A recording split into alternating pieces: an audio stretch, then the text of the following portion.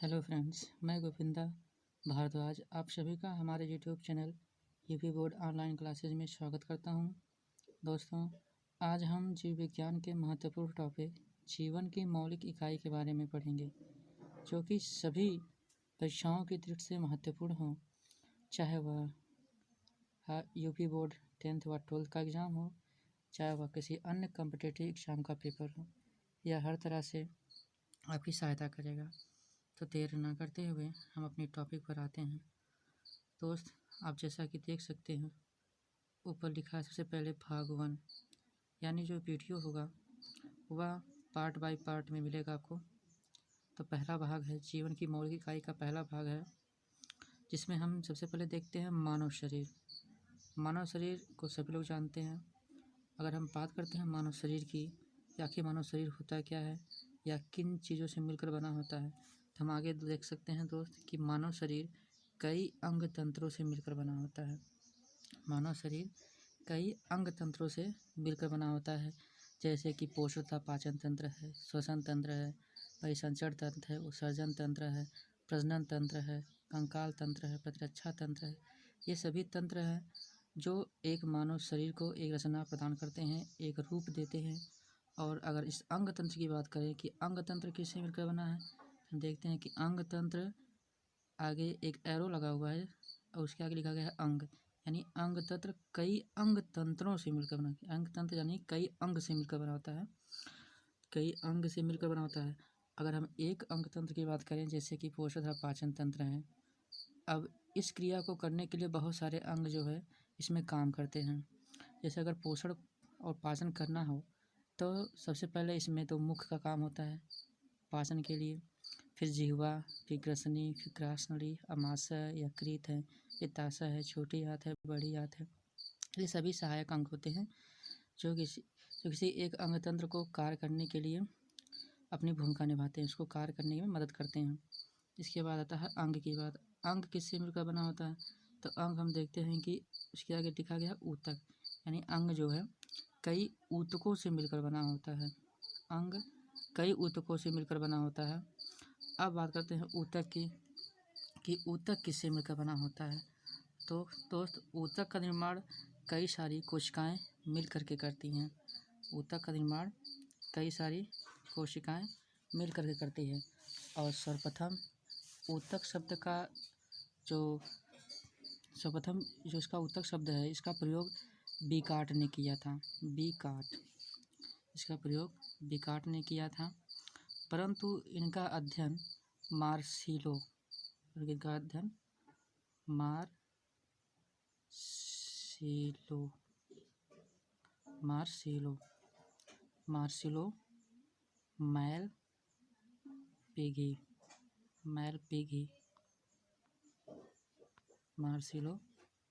मैलपेगी, तो इसका अध्ययन जो है मार्सिलो मैलपेगी ने सन 1667 ईस्वी में किया था।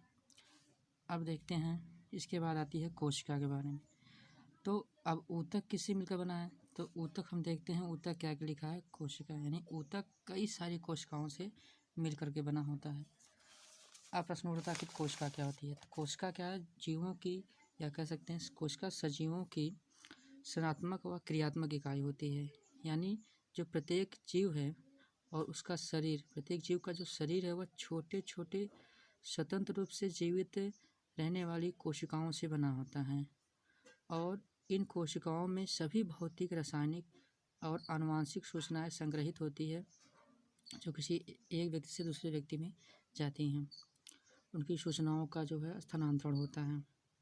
अगर इसकी हम परिभाषा की बात करें कि कोशिका किसे कहते हैं, तब देखते हैं कोशिका की परिभाषा है, कोशिका सजीवों की संरचनात्मक और क्रियात्मक इकाई है और यह प्रायः स्वतंत्र जनन की सामर्थ्य रखती है।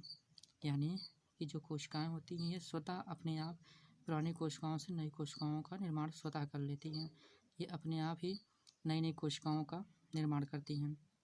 तो कोशिका का जो अंग्रेजी शब्द है वह सेल, यानी कोशिका का अंग्रेजी शब्द सेल होता है, और सेल जो है लैटिन भाषा के सेलुला शब्द से लिया गया है। सेल लैटिन भाषा के सेलुला शब्द से लिया गया है, जिसका अर्थ होता है एक छोटा कमरा। अगर हम बात करें कोशिका की खोज की कि कोशिका की खोज किसने की, तो कोशिका की खोज सर्वप्रथम रॉबर्ट हुक ने 1665 ईस्वी में की थी। यानी कोशिका की खोज रॉबर्ट हुक ने 1665 ईस्वी में की थी। लेकिन जो उन्होंने ये कोशिका खोज की थी वह मृत कोशिका थी, जीवित कोशिका नहीं थी, मृत कोशिका थी। इसके बाद जीवित कोशिका खोज तब उसने की तो एंटोनी वान लीवेनहॉक, जो यहाँ पे आप देख सकते हैं लिखा है एंटोनी वान लीवेनहॉक, और इन्होंने ही सन 1674 ईस्वी में उन्नत सूक्ष्मदर्शी द्वारा तालाब के जल में स्वतंत्र रूप से जीवित कोशिकाओं का पता लगाया था। यानी कि जो जीवित कोशिकाओं की खोज की थी इन्होंने, तो वो वैज्ञानिक थे वो एंटोनी वान लीवेनहॉक, जिन्होंने जीवित कोशिकाओं का पता लगाया था। अब हम बात करते हैं कोशिका विज्ञान की। आगे देख सकते हैं कोशिका विज्ञान, जैसे जीव विज्ञान होता है, रसायन विज्ञान होता है, भौतिक विज्ञान होता है, उसी प्रकार कोशिका विज्ञान भी होती है जिसका अध्ययन हम करते हैं। तो अगर पूछा जाए कि कोशिका विज्ञान किसे कहते हैं, तो कोशिका विज्ञान जीव विज्ञान की वह शाखा है जिसके अंतर्गत कोशिकाओं का अध्ययन किया जाता है, और जिसके अंतर्गत कोशिकाओं का अध्ययन किया जाता है उसे ही हम क्या कहते हैं, कोशिका विज्ञान कहते हैं। उसे ही हम कोशिका विज्ञान कहते हैं, क्योंकि जो है रॉबर्ट हुक ने मृत कोशिका की खोज सर्वप्रथम की थी। सबसे पहले कोशिका की खोज रॉबर्ट हुक ने ही की थी, इसलिए उनको कोशिका विज्ञान का जनक कहा जाता है। अब आगे देखते हैं कोशिका सिद्धांत के बारे में, जिसको अंग्रेजी में बोलते हैं सेल थियरी। आखिर कोशिका सिद्धांत होती क्या है, तो कोशिका सिद्धांत को जो प्रस्तुत किए थे 1839 ईस्वी में स्लाइडन तथा स्वान ने।